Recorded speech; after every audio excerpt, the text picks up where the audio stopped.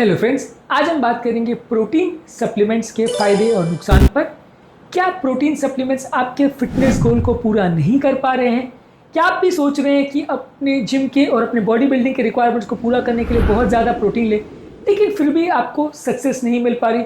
Gym में घंटों मेहनत करने के बावजूद भी प्रोटीन सप्लीमेंट्स लेने के बावजूद भी फायदा नहीं मिल रहा है। तो आज जानने का प्रयास करेंगे प्रोटीन सप्लीमेंट्स जो हम लेते हैं जिम करने वाले लोग, क्या ये हर व्यक्ति को लेना चाहिए? क्या इससे फ़ायदे हैं, क्या इससे नुकसान है, और ओवरऑल आपके लिए ये लेना अच्छा है या नहीं, इस बारे में बात करेंगे। आज का टॉपिक है pros and cons of protein supplement. Topic पर जाने से पहले जो लोग हमारे चैनल पर नए हैं उन्हें रिक्वेस्ट करूंगा कि चैनल को सब्सक्राइब करें, वीडियोस को लाइक करें, शेयर करें, फॉलो करें, कमेंट करें, पूरा देखें। टॉपिक के मिड पोर्शन में इस टॉपिक के संबंधित साइंटिफिक स्टडीज़ और हिस्टोरिकल फैक्ट्स से संबंधित कुछ ऐसी बातें बताऊंगा जो आपको ज्ञान भी देंगे और हैरान भी करेंगे। और यदि टॉपिक के एंड तक आप बने रहते हैं मेरे साथ, जो मैं आपके जैसे हेल्थ अंक से एक्सपेक्ट करूंगा, तो मैं आपको दूंगा कुछ प्रैक्टिकल यूटिलिटी के पॉइंट्स जो डे टू डे लाइफ में इस टॉपिक से मिली जानकारी को यूटिलाइज करने में आपकी मदद करेंगे। तो चलिए शुरू करते हैं मेरे साथ ये हेल्थ का सफर।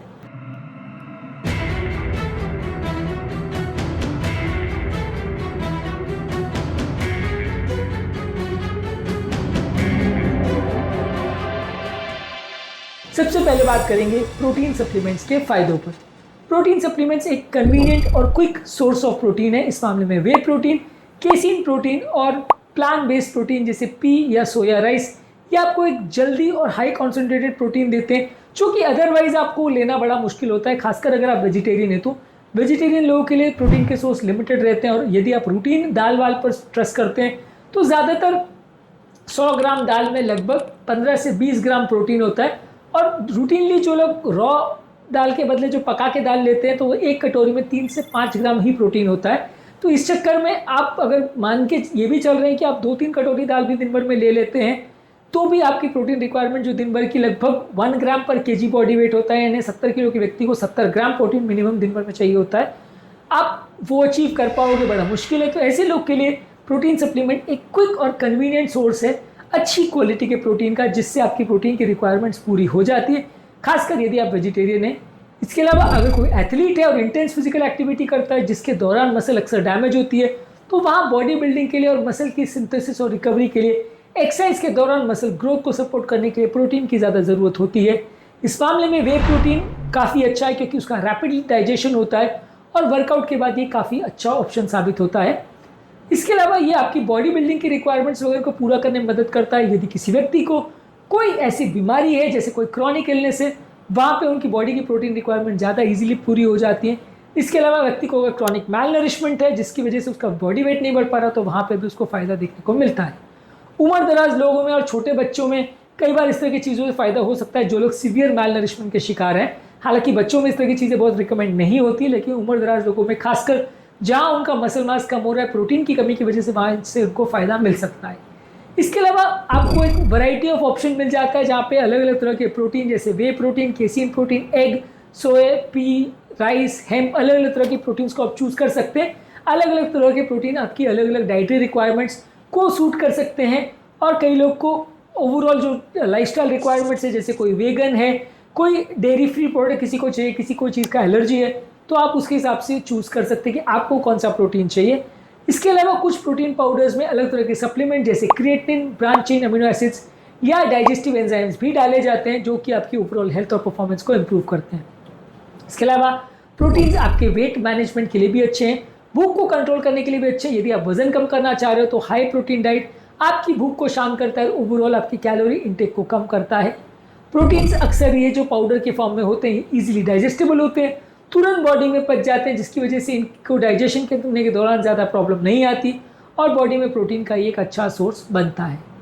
जैसा कि मैंने आपको बोला था, टॉपिक के मिड पोर्शन में एक ट्रिविया सेक्शन में कुछ इंपॉर्टेंट साइंटिफिक और हिस्टोरिकल और एपिडेमियोलॉजिकल फैक्ट्स मैं आपको बताऊंगा जो आपको हैरान भी करेंगे और ज्ञान भी देंगे। तो आते हैं हमारे ट्रिविया सेक्शन में। वे प्रोटीन का इतिहास बहुत पुराना है। 1970s में इसको एक सुपर फूड की तरह प्रमोट किया गया था। 1970s में पहली बार बॉडी बिल्डर्स को अपनी बॉडी बिल्डिंग के लिए वे प्रोटीन के सप्लीमेंट दिए गए थे। तो ये कोई नई चीज़ नहीं है, लगभग इसको 55 साल हो गए मार्केट में आए। WHO गाइडलाइंस के हिसाब से एक औसत व्यक्ति 0.8 kg बॉडी वेट के हिसाब से अगर प्रोटीन ले तो काम चल सकता है। ज़्यादातर लोगों को इसका मतलब प्रोटीन सप्लीमेंट्स की ज़रूरत नहीं है। ज़्यादातर लोग अगर 70 किलो के व्यक्ति हैं और अगर 56 ग्राम के आसपास भी अगर प्रोटीन ले रहे हैं तो चलेगा, उससे ज़्यादा नहीं लेंगे तो चलेगा। लेकिन आपको और ज़्यादा रिक्वायरमेंट्स है, बॉडी बिल्डिंग करनी है तो लगेगा। रूटीन व्यक्ति को अगर 0.8 ग्राम पर केजी बॉडी वेट भी मिल रहा है, यानी 70 किलो के व्यक्ति में अगर 55 से 60 ग्राम भी आपको प्रोटीन मिल रहा है दिन भर का तो चलेगा, उससे कम नहीं होना चाहिए। क्योंकि ज़्यादा वेजिटेरियन डाइट में अक्सर लोग का 10-15 ग्राम ही होता है तो फ़ायदा नहीं होगा, पर एटलीस्ट 55 ग्राम जितना आपका होना चाहिए, एवरेज बता रहा हूँ बॉडी वेट के हिसाब से। इसके अलावा अगर कोई लोग बहुत ज़्यादा प्रोटीन लेते हैं तो 2014 में एक स्टडी हुई थी जिसने ये पाया था कि बहुत ज़्यादा मात्रा में अगर प्रोटीन लेते हैं तो किडनी अगर किसी व्यक्ति का कॉम्प्रोमाइज़ है तो उसको वो नुकसान भी पहुँचा सकता है। इसके अलावा हार्वर्ड की एक स्टडी पब्लिश हुई थी जिसने ये शो किया था कि कई बार इस प्रोटीन सप्लीमेंट्स में हार्मोन्स या भारी मात्रा में हेवी मेटल जैसे लेड और आर्सेनिक डाल दिए जाते हैं, और इस तरह की चीज़ों में कई बार स्टेरॉइड्स भी दिए जाते हैं, अनलिस्टेड स्टेरॉइड्स, जो कि बॉडी बिल्डर्स के लिए तो फिर भी उपयोगी होते हैं लेकिन बाकी लोग के लिए नुकसानदायक होते हैं। तो ये कई बार इस तरह के सप्लीमेंट्स में एडिटिव्स मिल जाते हैं जो कि कई बार अनइंटेंडेड भी होती है, कई बार नुकसानदायक भी होती है। इसके अलावा 2020 में इंडियन मार्केट में 70% प्रोटीन सप्लीमेंट जो मिलते हैं उसमें पाया गया था कि इसमें प्रोटीन का कंटेंट 15 से 40% से भी कम था। तो कौन सा क्वालिटी का प्रोटीन ले रहे हैं, उसमें एक स्कूप या 100 ग्राम में कितना प्रोटीन है सप्लीमेंट्स के हिसाब से वो पढ़ना जरूरी है। खाली डब्बे पर लिख दिया कि प्रोटीन सप्लीमेंट है तो आपने ले लिया, ऐसा नहीं है। प्रोटीन का अच्छा क्वालिटी का अगर है तो 100 ग्राम में लगभग 70 to 80% प्रोटीन होगा, तब वो अच्छी क्वालिटी का सप्लीमेंट है। यदि 100 ग्राम में 10 या 15 ग्राम प्रोटीन है तो वो यूजलेस है, उससे बहुत ज़्यादा फायदा नहीं होने वाला। इसके अलावा 2018 में एक स्टडी हुई थी जहाँ वे प्रोटीन को बाकी प्रोटीन से कंपेयर किया गया था, और यहाँ पे पाया था कि वे प्रोटीन के कंपैरिजन में सोया और मटर के प्रोटीन भी लगभग उतने ही असरदार है जितना वे प्रोटीन। तो वेजिटेरियन लोग अगर वेगन हैं और वे प्रोटीन नहीं लेना चाहते हैं तो वो वेजिटेरियन सोर्स ऑफ प्रोटीन जैसे सोया या मटर का प्रोटीन भी ले सकते हैं। इसके अलावा पिछले 18-20 सालों में नए युवा लोगों में बहुत ज़्यादा जो लोग खासकर एक्सरसाइज करते हैं, एक तरह से एपिडेमिक आ गया है जहाँ पे पिछले 15-20 सालों में बहुत ज़्यादा लोग इसको कंज्यूम करने लगे हैं। सही डाइट प्लान और जानकारी हुए बिना भी लोग सिर्फ प्रोटीन सप्लीमेंट्स पर रिलाई करते हैं बॉडी बिल्डिंग के लिए। इसके कुछ डाइजेस्टिव साइड इफेक्ट्स भी हो सकते हैं। लगभग 35% लोगों में पाया गया था एक स्टडी में कि वे प्रोटीन लेने के बाद उनको गैस और ब्लोटिंग और स्किन की एलर्जी होने के साइड इफेक्ट्स हो सकते हैं।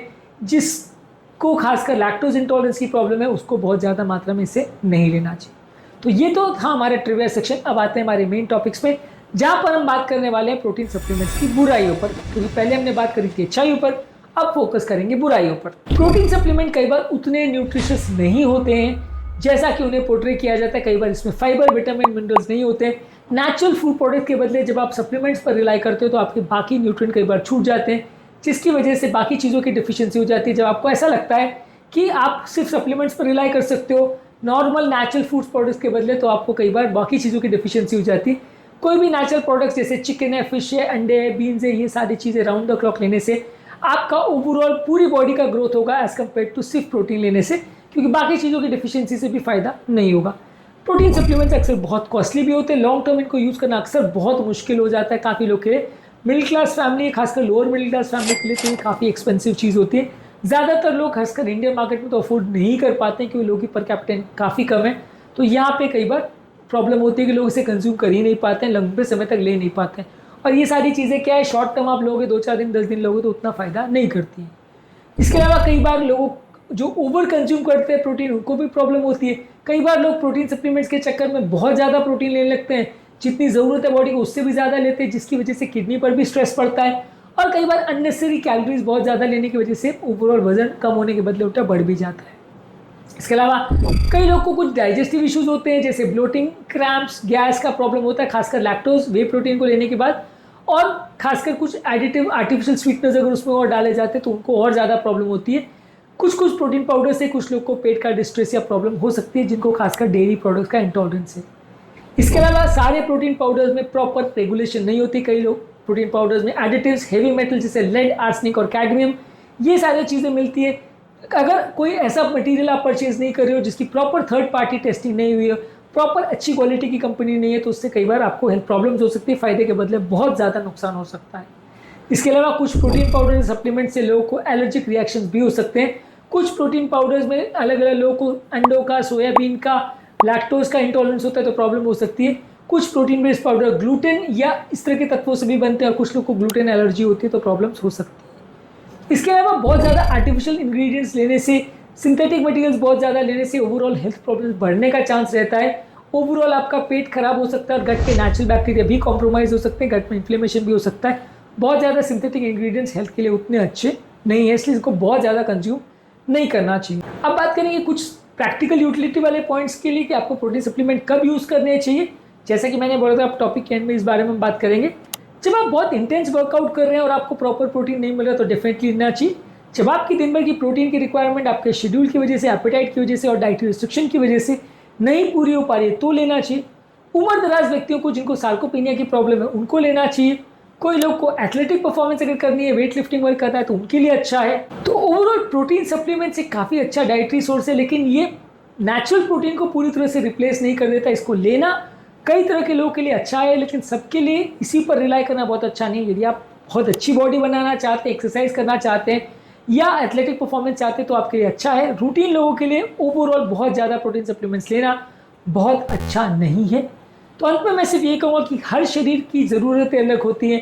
प्रोटीन सप्लीमेंट्स सही है, सही तरह से उपयोग करें, सही व्यक्ति उपयोग करे तो फ़ायदा है, लेकिन सही जानकारी रखें और सही व्यक्ति को ही उपयोग करना चाहिए इसका।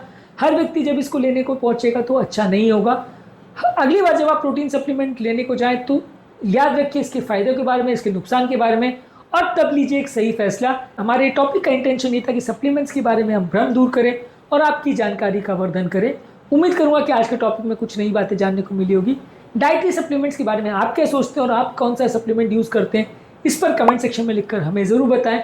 आपके कमेंट्स का हमें इंतजार रहेगा। उम्मीद करूंगा कि आज के टॉपिक में कुछ नई बातें जानने को मिली होगी।